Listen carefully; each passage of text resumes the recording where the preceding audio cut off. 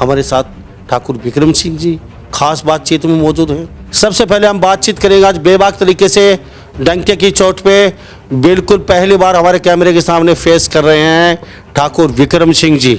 आपके बाद के आने वाले, आपके सामने दरी बिछाने वाले, आज बड़े बड़े पदों पे नेता बन के रिटायरमेंट होने वाले हैं, उनके बच्चे भी नेता बन चुके हैं और आप वहीं के वहीं हैं। तो आपको लगता है आपको कहीं ठगा सा महसूस नहीं करते अपने आप को कि पार्टी ने आपको मिसयूज किया?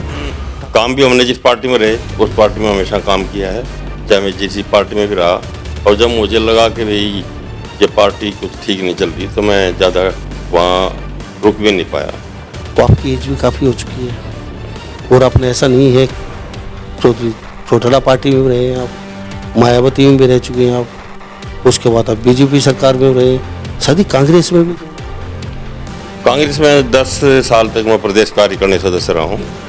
आप हर पार्टी में गए, हर पार्टी को अपने खून पसीने सींचा, किसी को 10 साल दिए, किसी को 15 साल दिए, किसी को 20 साल दिए, लेकिन आपकी आशाओं पे ऐसी कोई पार्टी जो खरी उतरी आपकी आशाओं पे?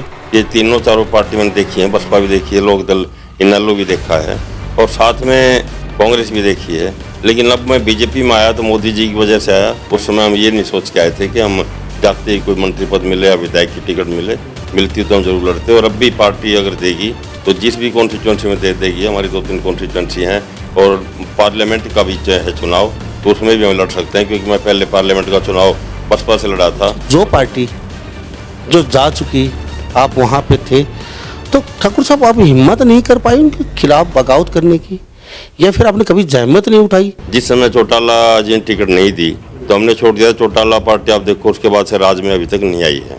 कांग्रेस का भी हाल यही हुआ है और आज बीजेपी है और आज हम एक उस मुकाम पे पहुंच गए हैं कि अब हम सोचते हैं कि अपने समाज के लिए और 36 बिरादरी के लिए काम करें। पार्टी अगर टिकट देगी, हमें फूल का निशान देगी तो हम चुनाव लड़ेंगे। हमारे साथ एक धोखा हमेशा से होता है, चाहे चौटाला जी ने किया, चाहे उस समय बंसीलाल जी ने किया, कि हमारे समाज की जहाँ भी वोट थे उनको 4 टुकड़ों में बांट दिया गया, जिससे कोई भी कॉन्स्टिट्यूंसी जहाँ भी हमारा वोट का आधार बनता है उसी को टुकड़ों में बांट दो तो ना हो पाए। आज मोदी जी आने के बाद में आप देखेंगे पूरी दुनिया में वैश्विक नेता बनने की राह पर चल पड़े हैं, बल्कि मत वहाँ बन चुके हैं श्रीमान नरेंद्र भाई मोदी जी। तो उस हालात में आज हमने सोचा है जहाँ देश का मान हो, सम्मान हो और टिकट भी हमें पूरी आशा है कि मिलेगी, और मिले या ना मिले अब हम पार्टी छोड़ने वाले नहीं हैं। क्या ठाकुर विक्रम सिंह कभी नेता बनना नहीं चाहते? क्या ठाकुर विक्रम सिंह का हक बार बार कोई दूसरा ही मार के लेते रहेगा कि अब की बार की इच्छा ठाकुर साहब के दिल में ही जाएगी? तो आने वाले लोकसभा चुनाव में भी हम चाहेंगे कि हमें टिकट मिले, मांगेंगे टिकट, समाज के लिए मांगेंगे। और मैं तो एक बार और कोई चीज़ मेरे अंदर नहीं है कि जो ठाकुर साहब ने काम किए थे, ईमानदारी से काम किए थे, वही ईमानदारी हमें भी कूट के हमारी जो घुट्टी में पिलाई गई थी वही आज हमारी है। मैं तो एक बार विधायक बनने के बाद ये चाहता हूँ कि मैं एमपी बनूँ चाहे विधायक बनूँ, तो ये दिखा दूँ कि विधायक और एमपी कैसा होना चाहिए। नमस्कार, स्वागत आपका हरियाणा न्यूज़ 24 पे। मैं हूं मुन्ना लांबा, मेरे सहयोगी हिमांशु लांबा के साथ हम मौजूद आज भिवानी में। और भिवानी हमारे साथ एक ऐसी शख्सियत मौजूद है आज जिनका राजनीति से बड़ा नज़दीक का लगाव रहा है। हर राजनेता के साथ सलूक अच्छे रहे हैं और हर पार्टी में भी वो रहे हैं, ऐसी बात नहीं है। बहुत ही सुलझे हुए एक राजनीति के बड़ी चाणक्य कहे जाते, बड़ी नज़दीक से राजनीति देखी है उन्होंने। हमारे साथ ठाकुर विक्रम सिंह जी खास बातचीत में मौजूद हैं और चुनाव का समय है और लगभग सभी नेता अपने अपने दाव चल रहे हैं और लोकसभा विधानसभा साथ हो सकता है, नहीं लोकसभा बहुत नज़दीक चुनाव है, इससे पहले राजस्थान का भी 2-4-5 महीने बाद चुनाव होने वाला है। तो ये ठाकुर विक्रम सिंह जी से खास बातचीत करेंगे। ठाकुर विक्रम सिंह जी, तो आपके पिताजी ठाकुर वीर सिंह जी? मेरे पिताजी ठाकुर वीर सिंह जी थे, भिवानी में वकालत की बहुत साल तक। उसके बाद फिर वो 1977 में मंत्री बने और मंत्री बनने के बाद उनके पास काफ़ी डिपार्टमेंट रहे। शुरुआत में वित्त, फाइनेंस, वित्त और कराधान और पर्यटन, हाउसिंग। तो हमारे साथ सबसे पहले हम बातचीत करेंगे आज बेबाक तरीके से डंके की चोट पे बिल्कुल पहली बार हमारे कैमरे के सामने फेस कर रहे हैं ठाकुर विक्रम सिंह जी, और इनसे हम हर पहलू पे चर्चा करेंगे। ठाकुर साहब, आपका हरियाणा न्यूज़ 24 पे बहुत बहुत स्वागत है। धन्यवाद जी, आपका भी बहुत बहुत स्वागत है मेरे पास आए। ठाकुर साहब, सबसे पहले पूरे जनता देख रही है, पूरी जनता जनार्दन, मुझे एक बात बहुत खटक रही है, अब से पहले यही जान लेते हैं, अपने हर पार्टी में गए हैं आप, हर पार्टी को बड़ी नज़दीक से के देखा आपने, हर जो पार्टी के सुप्रीमो हैं उनके साथ बड़ा अच्छा संबंध भी रहा है आपका, लेकिन फिर भी कहीं ना कहीं आपको एक बात नहीं खटक रही है। आपके बाद के आने वाले, आपके सामने दरी बिछाने वाले आज बड़े बड़े पदों पे नेता बन के रिटायरमेंट होने वाले हैं, उनके बच्चे भी नेता बन चुके हैं और आप वहीं के वहीं हैं। तो आपको लगता है, आपको कहीं ठगा सा महसूस नहीं करते अपने आप को कि पार्टी ने आपको मिसयूज किया? ठाकुर बिक्रम सिंह को मिला लीजिए, राजपूतों को वोट अपने पास आ जाएंगे। ऐसा कैसे, क्या कहेंगे इस बारे में? क्या क्या लगता है आपको? सवाल तो आपका ठीक भी हो सकता है, क्योंकि मैं एक बात और भी बताना चाहता हूँ कि जब इमरजेंसी लगी थी तो देश का पहला परिवार हमारा है कि जिसमें मेरे पिताजी ठाकुर वीर सिंह जी, मेरे छोटे चाचा जी नरेंद्र सिंह एडवोकेट, मेरा छोटा भाई जो उस समय केवल 11वीं क्लास में पढ़ता था लाल सिंह उर्फ ब्रह्मजीत सिंह, और मेरे चाचा जी का बेटा वो भी लॉ का स्टूडेंट था जितेंद्र सिंह। इन चारों को मीसा के अंदर गिरफ्तार किया गया और पूरे 19 महीने इन चारों ने मीसा में जेल काटी और हम यहाँ पर भिवानी में रहकर हाई कोर्ट सुप्रीम कोर्ट के मुकदमे लड़ते रहे। तो बहुत हमने झेला भी है और सब कुछ सहा भी है, लेकिन काम भी हमने जिस पार्टी में रहे उस पार्टी में हमेशा काम किया है, चाहे मैं जिस पार्टी में भी रहा। और जब मुझे लगा कि भाई ये पार्टी कुछ ठीक नहीं चल रही तो मैं ज़्यादा वहाँ रुक भी नहीं पाया। ठीक नहीं चल रही या ठाकुर विक्रम सिंह को टिकट नहीं दी, तजब्बो नहीं दी, यानी कि माल माल हड़प लिया, ठाकुर विक्रम सिंह को बुला लिया और राजपूतों को वोट का ठप्पा मरवा लिया। उसके बाद ठाकुर साहब की अनदेखी कर दी और ठाकुर साहब को पता चला, बहुत देर हो चुकी थी जब तक, और फिर उन्होंने पार्टी छोड़ना ही ठीक समझा। ऐसा तो नहीं? ऐसा भी हुआ होगा जरूर, क्योंकि हमारे साथ ठाकुर साहब ने जो काम किए, 5 साल मंत्री रहे, 5 साल में ऐसे उन्होंने काम किए कि पूरे हरियाणा प्रदेश में जो भी डिपार्टमेंट उनके पास रहा, ठाकुर साहब एक जाने माने भिवानी के वकील थे। आधे में कभी ठाकुर साहब अकेले में थे, आधे में सारे वकील थे, ऐसी उनकी वकालत थी। तो रेवेन्यू डिपार्टमेंट मिला तो उन्होंने रेवेन्यू का अलग से एक लॉ बना दिए, कोऑपरेटिव डिपार्टमेंट मिला तो अलग से कोऑपरेटिव के अलग चीज़ बना दिए। जो आज आप देखते हैं कि ये अपना कार्ड मिलता है जो बैंकों में कि जिससे लोन लेते हैं, तो वो ठाकुर साहब का चला हुआ था। ठाकुर साहब ने सबसे पहले ये देखा कि 10,000 लोन मिला है और लिया किसान ने 2,000 रुपये है, 8,000 रुपये बैंक में ही पड़ा है, लेकिन ब्याज पूरे पे लगता था। तो ठाकुर साहब ने एक पॉलिसी चलाई कि जितना उनको चेक बुक भी दी, पासबुक भी दी, कि जितना अपनी चेक बुक से पैसा निकालोगे तो उतने ही पे ही ब्याज लगेगा, बाकी बैंक में पड़ा है तो उस पर ब्याज नहीं लगेगा। और वहीं कहीं आज जाके जो काम बैंक लोन दे रहे हैं किसानों को बिना ब्याज का, उसी की पॉलिसी याद आ रही। जी ठाकुर साहब, चलो ठाकुर विक्रम सिंह जी नेता रहे हैं, चौधरी देवीलाल की सरकार के अंदर वो मिनिस्टर भी रहे हैं, लेकिन उसके बाद आपने कार्यभार संभाला तो आपकी एज भी काफ़ी हो चुकी है और आपने ऐसा नहीं है, चौधरी चौटाला पार्टी में भी रहे हैं आप, मायावती में भी रह चुके हैं आप, उसके बाद आप बीजेपी सरकार में रहे, शायद ही कांग्रेस में भी गए। कांग्रेस में 10 साल तक मैं प्रदेश कार्यकारिणी सदस्य रहा हूँ और बड़े नज़दीकी से काम किया है। सभी नेताओं के साथ बहुत नज़दीकी से संबंध भी रहे, काम में भी हमने कमी नहीं छोड़ी। लेकिन कहीं ना कहीं एक बात हमें टीसती रही कि हमारे साथ हमारा समाज भी ठगा गया है। हम भी समाज के, ठाकुर साहब ने इतने काम किए, कभी 36 बिरादरी के काम किए, लेकिन जिस समाज के थे उसमें कुछ ज़्यादा हुए तो उतना काम भी आज तक कोई दूसरा नहीं कर पाया है। इसलिए ठाकुर साहब को, वरना तो 5 साल में के बाद तो आज तो 40 साल हो चुके हैं, लोग भूल जाते हैं 5 साल बाद ही। ठाकुर साहब को आज भी, ठाकुर वीर सिंह जी को पूरे हरियाणा में हमारा समाज और दूर से लोग भी जो उनके साथ आए वो सभी उनको आज भी याद करते हैं कि ऐसा मंत्री होना मुश्किल है। हमने अपनी ज़िंदगी में, ठाकुर साहब ने कभी किसी से एक नया पैसा नहीं लिया और उसी अनुरूप हमने भी, कि हम मंत्री के बेटे रहे 5 साल, हमारे ऊपर भी आज मैं बड़ी सभा में भी कहता हूँ, लाख 2-2 लाख की भीड़ में भी मैं बोल रहा हूँ, उसमें भी हम खड़े होकर कहते हैं डंके की चोट पे, अगर कोई भी व्यक्ति, मुझे पंचायत की ज़रूरत नहीं है, एक व्यक्ति भी अगर ये कह दे आके कि आपने मेरे से उस दिन किसी सरकारी कार्य के लिए पैसा लिया था तो कोई भी पद होगा उसको वहीं छोड़ दूंगा। उसी बात पे आज भी हम अडिग हैं। ठाकुर साहब एजुकेशन बोर्ड के चेयरमैन भी रहे, चौधरी भजनलाल जी ने लगाए, तो उसमें भी हमारा यही था कि हमें पैसा एक नहीं कमाना है, चाहे कुछ हो जाए, सेवा करते रहे जनता। ठाकुर साहब, पूरी जनता देख रही है, राजपूत बिरादरी भी देख रही है, आप हर पार्टी में गए, हर पार्टी को अपने खून पसीने से सींचा, किसी को 10 साल दिए, किसी को 15 साल दिए, किसी को 20 साल दिए, लेकिन आपकी आशाओं पे ऐसी कोई पार्टी है जो खरी उतरी आपकी आशाओं पे? हाँ, मैंने आप 10 साल दिए तो ये पार्टी मेरी आशाओं पे खरी उतरी है। अब आप इतने साल तक राजपूत बिरादरी के वोट लेते आ रहे हैं। अब राजपूत जो कास्टिज्म हरियाणा में नहीं पूरे भारत में है भी है, जहाँ जिसकी नफरी वहीं पे वो टिकट चुनाव लड़ते हैं। तो आपकी नफरी यहाँ पे कुछ ज़्यादा है, लेकिन यहाँ से विधायक बहुत कम ही बन पाते हैं आपके। लेकिन वो भी जानेंगे आपसे, तो कोई ऐसी पार्टी बताना चाहेंगे जो आपकी आशाओं पे खरी उतरी हो? हाँ, ठाकुर विक्रम सिंह की आशाओं पे यह पार्टी खरी उतरी, मैंने कुछ किया नहीं, उन्होंने हमारे लिए इतना कुछ करके दिया है। तो आप कह रहे हैं अब तक तो मिसयूज ही होता आ रहा आपका। यूज़ तो पार्टी ने आपको किया, उसके बाद चलो ठाकुर साहब।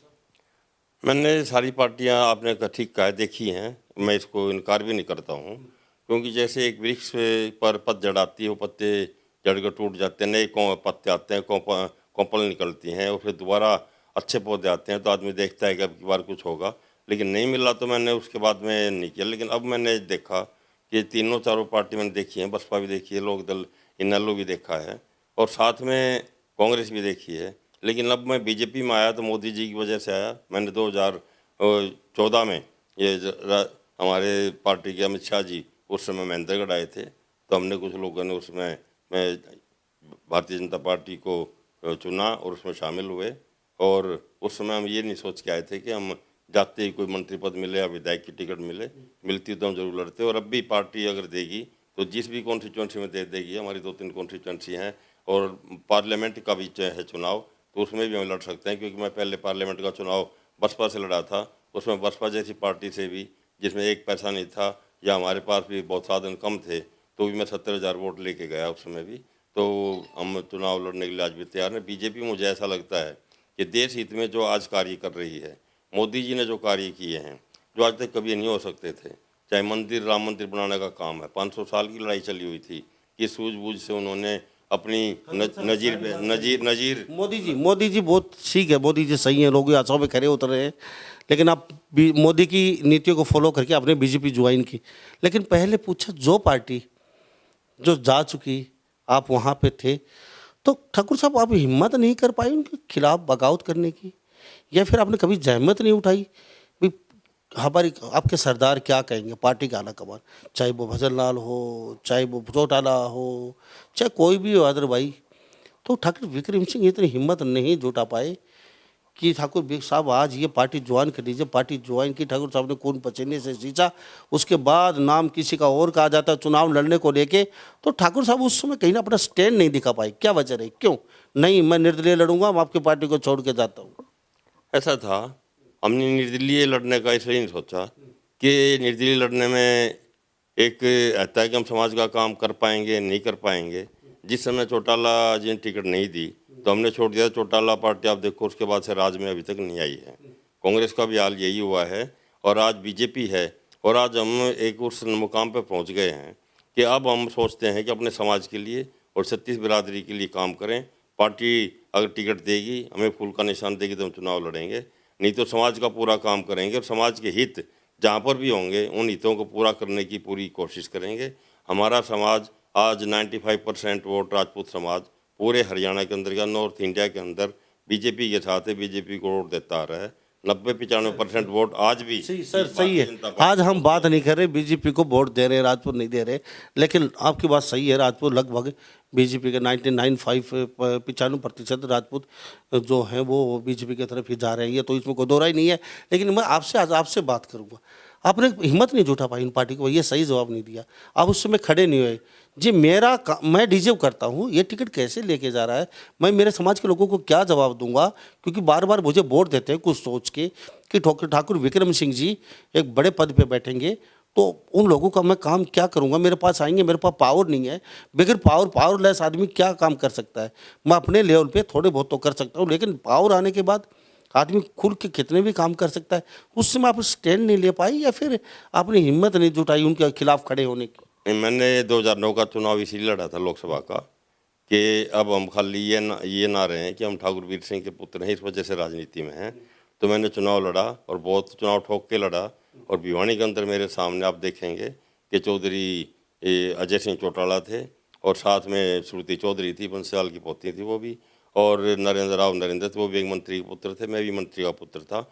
लेकिन उनके सामने बड़ा सख्त चुनाव था। उस चुनाव में भी हमने चौकोना संघर्ष बनाया और काफ़ी अच्छी मेहनत की, लेकिन उन पार्टियों ने उस समय इतना पैसा लगा दिया कि वो सारे वोट खरीद कर ले गए। चाहे महेंद्रगढ़ और नांगल चौधरी उस साइड का पूरा यहाँ भी उन्होंने पैसा काफ़ी बांटा। तो हम चाहे चुनाव हारे हों, वो हार की सोच के लड़े थे कि जीतने की बात नहीं है बसपा में, लेकिन हम एक समाज के अंदर भी और जन जागरण भी करना चाहते थे कि आप इकट्ठे हो, सारे इकट्ठे होंगे जब भी कुछ बात बनेगी। हमारे साथ एक धोखा हमेशा से होता है, चाहे चौटाला जी ने किया, चाहे उस समय बंसीलाल जी ने किया, कि हमारे समाज की जहाँ भी वोट थी उनको 4 टुकड़ों में बांट दिया गया, जिससे कोई भी कॉन्स्टिट्यूएंसी जहाँ भी हमारा वोट का आधार बनता है उसी को टुकड़ों में बांट दो तो ना हो पाए।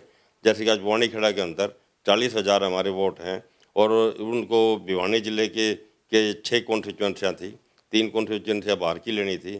तो भिवानी की आप देखोगे कि 2 किलोमीटर पे से जेल है और जेल की दीवार आएगी तो भिवानी लोकसभा खत्म हो जाती है। उधर नांगल चौधरी की तरफ जाओगे तो 250 किलोमीटर की हमारी लंबी सीमा बन जाती है। और बवानीखेड़ा इसी के जिले का पार्ट था, तो वो तो कम से कम भिवानी में रहना, जिले में रहना ही चाहिए था, जो कि भिवानी का आप देखोगे तो पालवास गांव है, ये है पूरे सेक्टर पालवास गांव की ज़मीन में कहीं मिले हुए हैं। पालवास गांव हमारे भिवानी का एक गांव है, तो उसको तो लोकसभा में कर दिया। और 20 किलोमीटर दूर के 22 किलोमीटर दूर के गांव जो किसी खास विशेष तौर पे उन्होंने किए वो भिवानी के अंदर कर दिए। तो इस प्रकार से धोखा हुआ। ये 2024 में अब ये समीकरण बदलेगा, शायद ही आपके सारे गांव वापस सूची जगह आ जाएंगे। ठाकुर साहब, हमारे साथ ठाकुर विक्रम सिंह जी खास बातचीत हुई, मौजूद है आज हम और इनसे बेबाक तरीके से बातचीत कर रहे हैं। अगर आप भी कोई प्रश्न पूछना चाहते हैं, अगर आपका भी कोई सवाल है ठाकुर साहब से, तो आप लिख डालिए, अपना पेन कागज़ मोबाइल उठाइए, तुरंत अपने कमेंट्स बॉक्स में जाकर लिख डालिए कि आप इनसे क्या पूछना चाहते हैं, आपकी आशाओं पर किसने खरे उतरे हैं, क्या वास्तव में ठाकुर साहब डिजर्व करते थे, पार्टी ने इनका मिसयूज किया है। जो भी आप सोचते हैं तुरंत अपना कमेंट बॉक्स में लिख डालिए, आपकी राय आखिर है क्या। ठाकुर साहब, चलो पार्टी ने आपका मिसयूज किया, आपके दरी जो आपके सामने दरी भी चाहते थे, आज वो बहुत बड़े बड़े नेता बने बैठे हैं और वो रिटायरमेंट होने वाले हैं, आपको दुख है। अब आप बीजेपी के गुणगान कर रहे हैं, चलो इस समय आके अगर बीजेपी ने टिकट नहीं दी तो फिर ठाकुर साहब कहाँ क्या क्या इरादा। ऐसा है हमारा कि बीजेपी टिकट दे ना दे, हम अब एक जो उनकी मूल धारा है देश को बचाने की, राष्ट्र को आगे ले जाने की, आज मोदी जी आने के बाद में आप देखेंगे पूरी दुनिया में वैश्विक नेता बनने की राह पर चल पड़े हैं, बल्कि मत वहाँ बन चुके हैं श्रीमान नरेंद्र भाई मोदी जी। तो उस हालात में आज हमने सोचा है जहाँ देश का मान हो, सम्मान हो, और टिकट भी हमें पूरी आशा है कि मिलेगी, और मिले या ना मिले अब हम पार्टी छोड़ने वाले नहीं हैं। ठाकुर साहब, आपकी बड़ी इच्छा रही है कि हम भी नेता बने, कुर्सी संभालें, लोगों को काम करें, तो आपने कहा कि टिकट दे या ना दे हम बीजेपी में रहेंगे। तो ठाकुर साहब की यह इच्छाएं रहेगी आपकी, क्या ठाकुर विक्रम सिंह डिजर्व नहीं करते, क्या ठाकुर विक्रम सिंह कभी नेता बनना नहीं चाहते, क्या ठाकुर विक्रम सिंह का हक बार बार कोई दूसरा ही मार के लेता रहेगा, कि अब की बार क्या इच्छा ठाकुर साहब के दिल में ही जाएगी। उनके बेटा भी आज बड़े बड़े नेता बने बैठे हैं और अब आज तक एक विधायक भी नहीं बन पाए, तो कभी दुख तो होता होगा।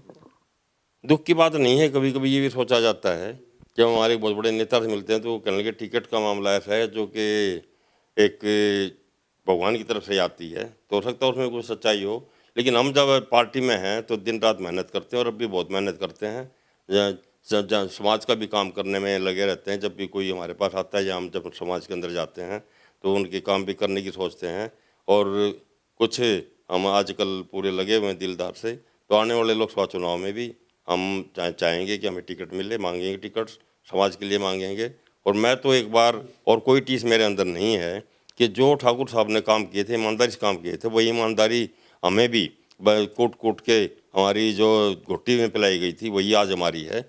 मैं तो एक बार विधायक बनने के बाद ये चाहता हूँ कि मैं MP बनूँ चाहे विधायक बनूँ, तो एक बार ये दिखा दूँगा कि विधायक और MP कैसा होना चाहिए, उसको जनता के प्रति कैसा होना चाहिए, वो जनता के प्रति क्या काम कर सकता, नहीं कर सकता तो क्यों नहीं कर सकता, वो सारी बातें एकदम सामने हों, और बगैर पैसे लाग लपेट के भी कोई आदमी काम कर सकता है। तो उसके लिए हम यही सोच के मैं चाहता हूँ कि एक दफ़ा हमें मौका मिले, और उस मौका मिले तो हम जनता के सामने ये दिखा दें कि एक विधायक को कैसा होना चाहिए, एक MP को कैसा होना चाहिए।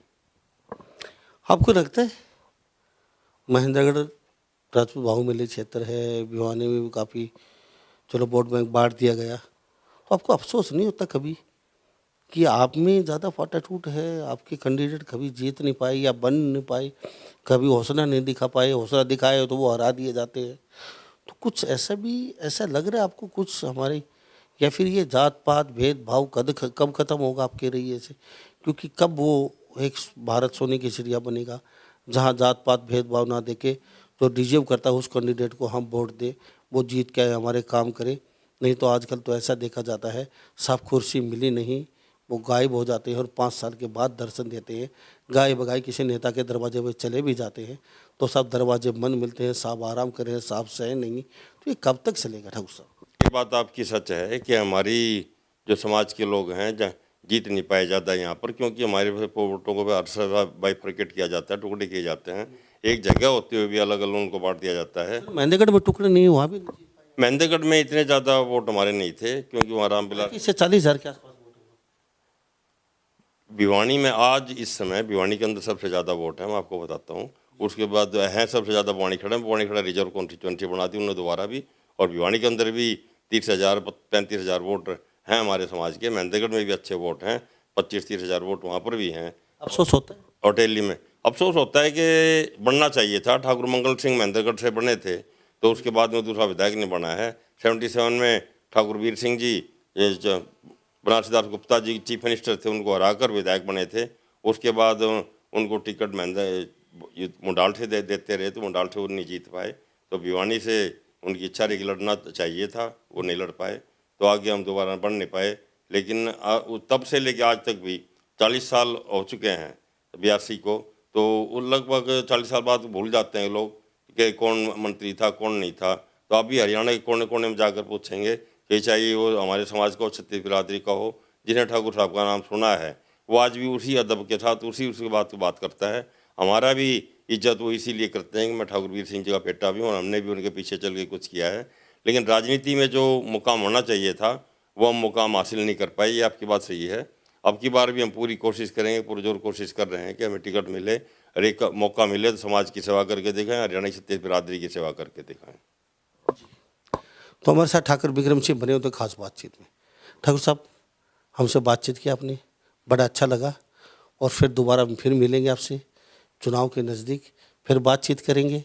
तो जब तक के लिए आप देखते रहिए हरियाणा न्यूज़ 24 जी। बहुत बहुत धन्यवाद। बहुत बहुत आपका भी धन्यवाद। आप आए, फिर कभी भी आप आएँ, आपका हमेशा यहाँ स्वागत है, और जब भी आप मिलें जरूर आएँ। तो हमारे साथ ठाकुर बिक्रम सिंह बने तो खास बातचीत में। तो आपकी राय बहुत ज़रूरी है, कि आपकी राय लिख डालिए तुरंत और हमें बताइए कि वास्तव में ही कमी कहाँ रही है, मिसयूज़ हुआ है, या फिर पार्टियाँ अपना अपना फ़ायदा देखती हैं, या फिर कहीं न कहीं आपस में ही पाटा टूट रही है, कैंडिडेट बन नहीं पाया। इन सभी बातों के साथ, और जहाँ जिसकी लाठी उसकी भैंस होती है। कास्टिज्म आज भी हावी है, कल भी हावी था और आगे भी हावी रहेगा। जहाँ जिस कास्ट के वोट बैंक है वहीं से कैंडिडेट उतारे जाते हैं। सभी पार्टियां यही पैटर्न अपनाती हैं। तो सभी इन बातों के साथ मैं मुन्ना लांबा, मेरे सहयोगी हिमांशु लांबा के साथ हरियाणा न्यूज़ 24 नमस्कार, जय हिंद।